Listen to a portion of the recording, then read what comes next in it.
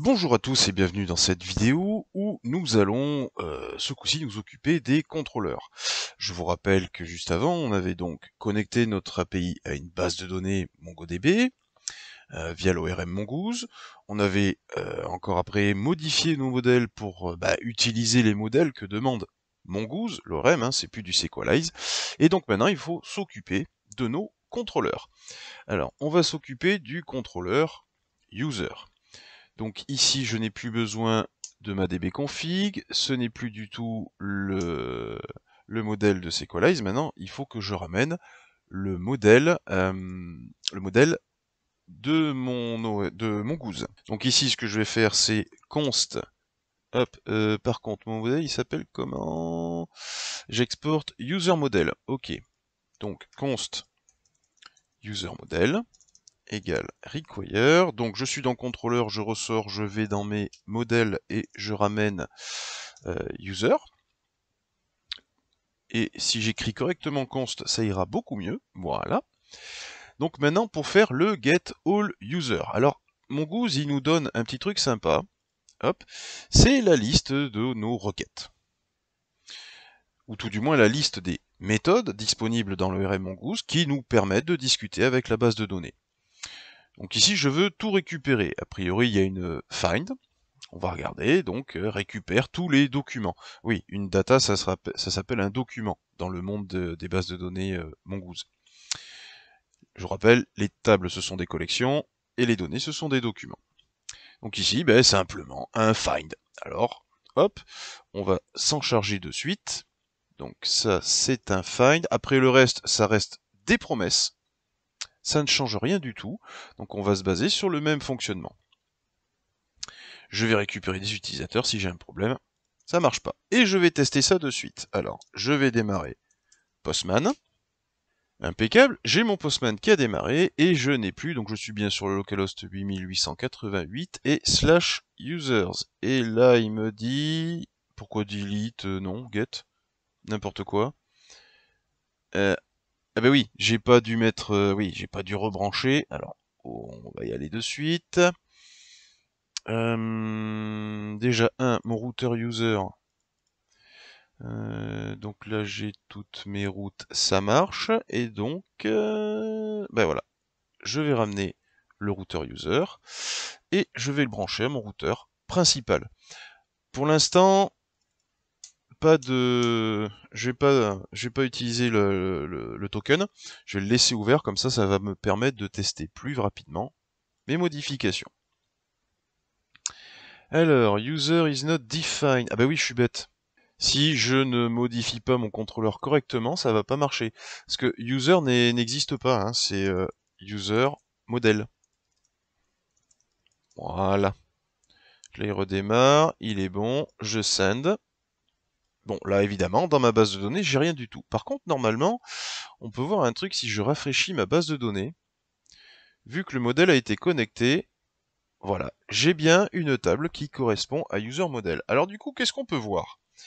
Eh bien qu'en fait, le nom de ma collection plutôt, pas de ma table, ça a pris le nom de mon modèle.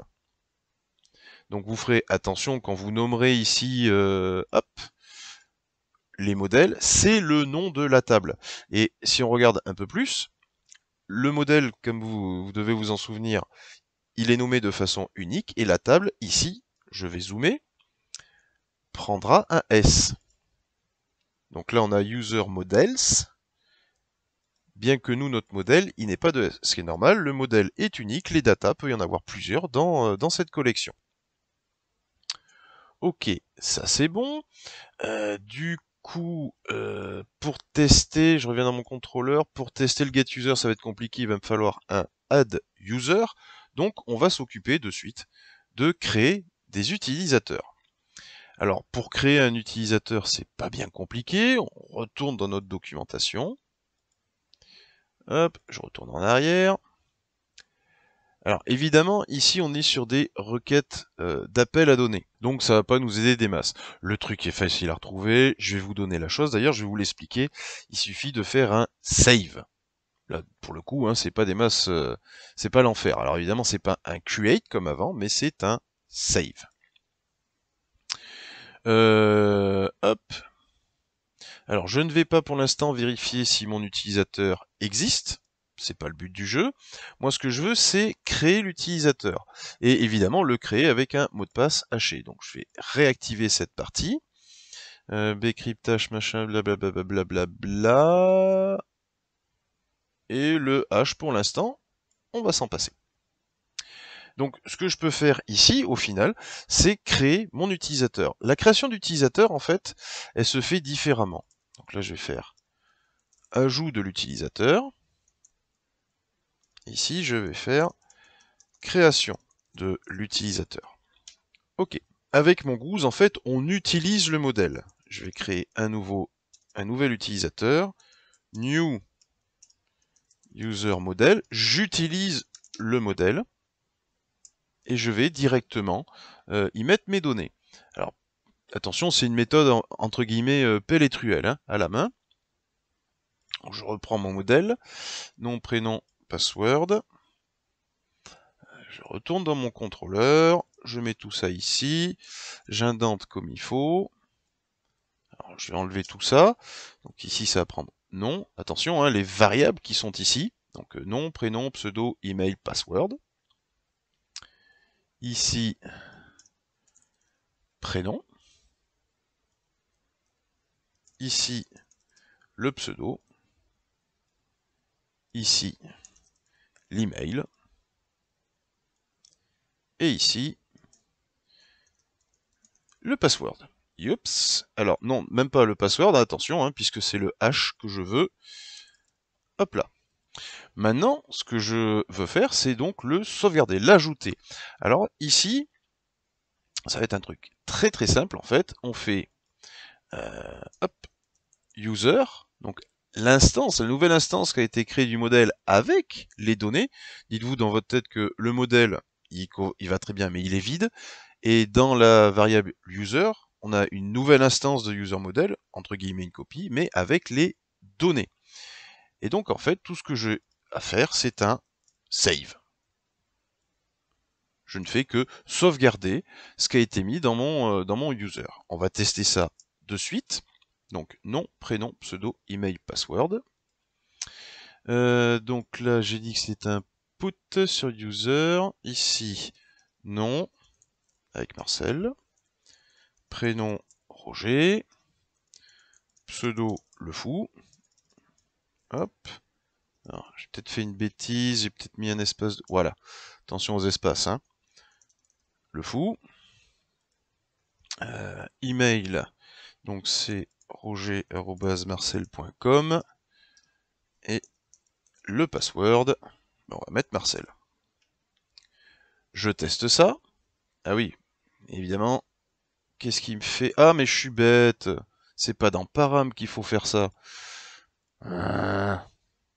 Je recommence.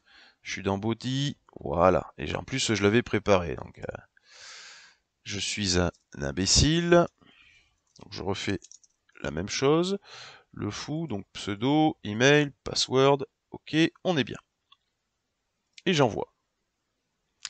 Et là, il me dit utilisateur créé, ça c'est le message, et le retour que j'ai à l'intérieur. Alors, vous voyez que lui ici me crée automatiquement un ID, un object ID en fait, dans MongoDB. Et ici, il me met une version. Il y a une notion de version dans MongoDB, vous ne vous en occupez pas pour l'instant, c'est pour des utilisations avancées. Vous avez cette valeur, c'est pas bien gênant. Donc c'est une version de ce document, de cette data. Et ici, donc, nous avons notre utilisateur. Si je regarde maintenant dans ma base de données, refresh, et que voilà, je retrouve bien mon utilisateur avec les données à l'intérieur. Au final, vous voyez que c'est pas non plus des masses compliquées, on va pas faire quelque chose de foufou. Mais il y a une autre petite astuce. En fait, au lieu de se recogner toutes les variables ici, et donc d'avoir à tout réécrire à la main, ça dépend, hein. Là j'ai un petit modèle, hein, mais si vous avez un modèle assez simple, ça peut devenir compliqué. On va utiliser l'astuce que j'avais utilisée avant, donc le rec body.password égale h. Donc je remets mon h à la place du mot de passe en clair dans recBody, qui vient de la requête. Et ici, au lieu de tout réécrire, je vais utiliser les spreads de JavaScript, rec.body. Je lui demande simplement de me fusionner le modèle actuel avec les données que j'ai ici. Hop, on va regarder. J'envoie. Alors, j'ai préparé, il y a déjà les nouvelles variables. J'envoie. J'ai bien mon deuxième utilisateur qui est créé. Je regarde dans ma base de données. Et j'ai bien 2 utilisateurs. Alors, attention, ici, je suis peut-être allé un peu vite. Voilà, 2 utilisateurs dans la base de données. Attention ici, ça dépend bien évidemment de ce que vous avez dans rec.body, ça dépend de ce que vous pouvez faire ici. On ne pourra pas tout faire, évidemment. Cela dit, rien ne vous empêche de prendre une partie de ce que vous recevez du rec.body, et puis ensuite, de dire si on avait un autre champ dans notre modèle, tiens, liker les cocktails, de l'initialiser à 0. Rien ne vous l'interdit. Vous fusionnez avec ce que vous avez, vous initialisez un like à 0. Donc, si vous n'avez pas trop de contraintes, vous pouvez directement spreader le body, donc faire une fusion. Sinon, vous faites comme au début, vous renommez les prochains paramètres. Voilà pour ce début, puisque là la vidéo commence à durer un peu. Prochaine vidéo, on continue le contrôleur user.